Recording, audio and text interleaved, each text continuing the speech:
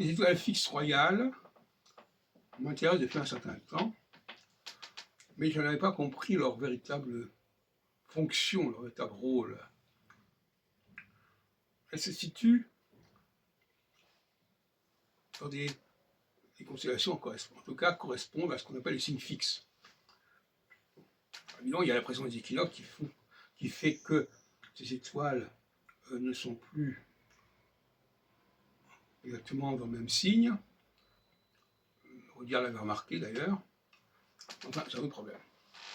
Ce que je veux dire aujourd'hui, c'est que ces étoiles fixes royales se situent au milieu de la constellation correspondant au signe fixe.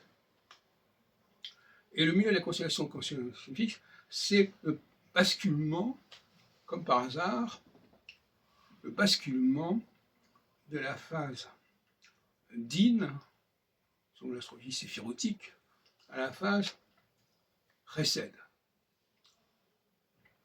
C'est-à-dire qu'en fin de compte, ces axes des étoiles fixes royales sont le pendant des axes équinoxiaux et solsticiaux. C'est-à-dire qu'il y a d'un côté la rencontre des axes équinoxiaux et solsticiaux de Saturne, de côté le passage de Saturne sur les 4 étoiles fixes royales, qui correspondent à un renversement et une inversion de valeur. C'est-à-dire que ce qui est engagé avec les étoiles, avec les axes équinoxiaux et solsticiaux, ce sont les phases d'In. Et ce qui est engagé lorsque Saturne passe au milieu des signes fixes, au milieu des constellations fixes, c'est la phase Chesed. Nous avons donc deux axes, deux croix, la croix des fixes, on peut dire, parce que c'est dit comme ça, et la croix des saisons. Bon, cela dit,